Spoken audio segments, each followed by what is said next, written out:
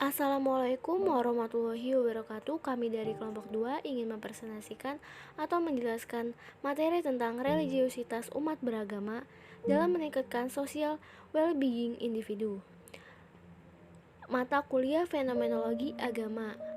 Anggotanya terdiri dari Laras Ayu Safira dengan NPM 183109038, Nadila Nur Auraningsi dengan NPM 18310901170, dan saya sendiri Nanda Febri Wulandari dengan NPM 18310903080 dan Tri Apriza dengan NPM 183109038. Yang pertama, religiusitas umat beragama. Religiusitas berasal dari kata religi yang berarti agama. Kata agama atau religion diturunkan dari kata religio yang berarti mengikat, yaitu mengikat manusia kepada suatu kebenaran. Kata religiusitas mengandung arti bersifat religi atau keagamaan atau bersangkut paut dengan religi.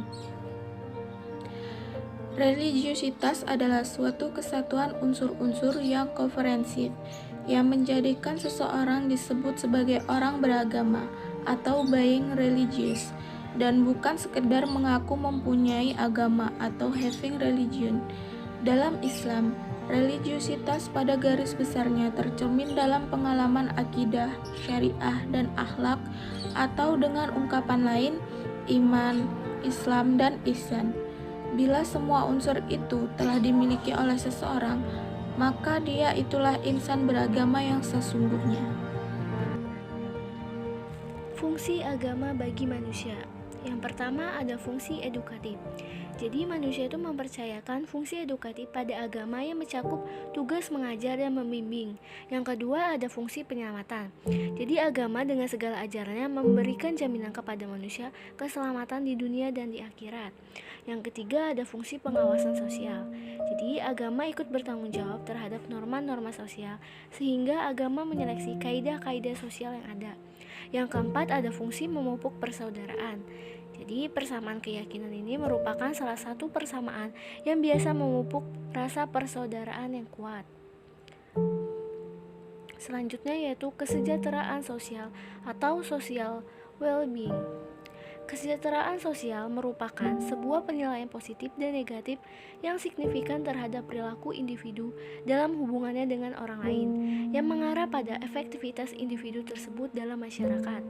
Jadi, kesejahteraan sosial merupakan penilaian terhadap keadaan dan fungsi seseorang dalam kehidupan masyarakat.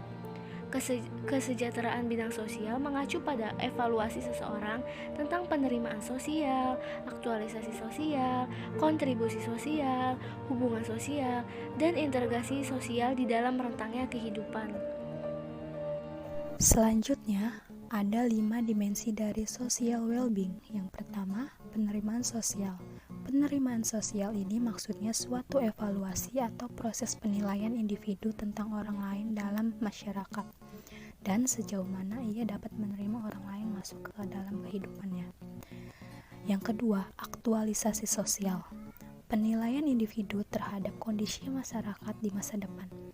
Keyakinan sebagai bagian dari masyarakat bahwa masyarakat memiliki potensi yang sedang dicapai melalui institusi dan warganya.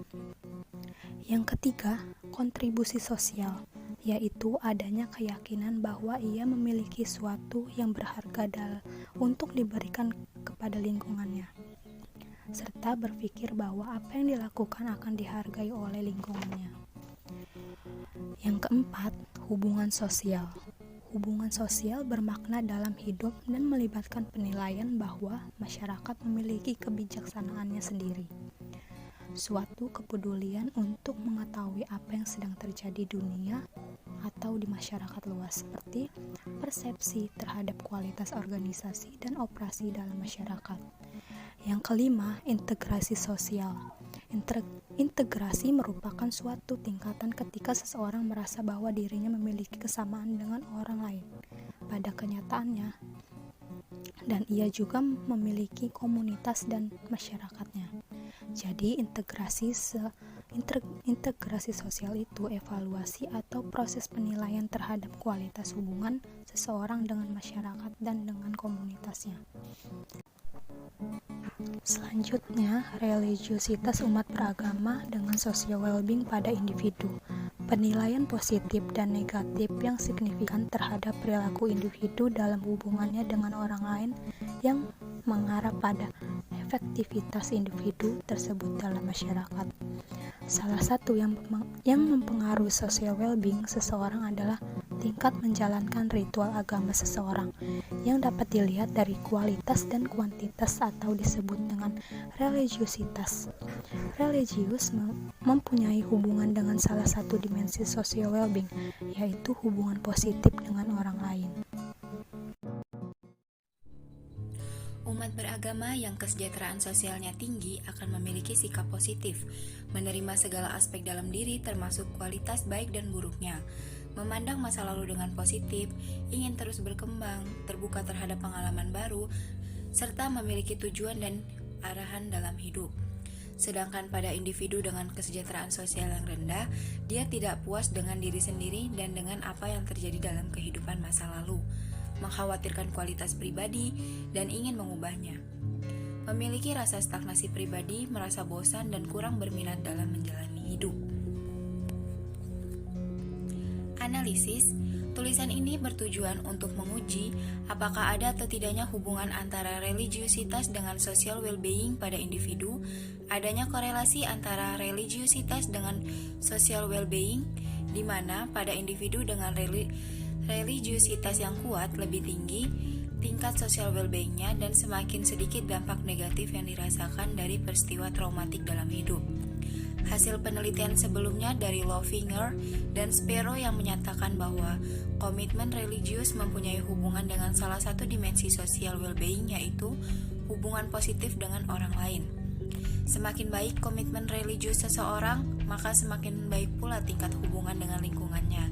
Karena dengan berbagai aktivitas keagamaan, maka dapat meningkatkan rasa solidaritas kelompok dan memperkuat ikatan.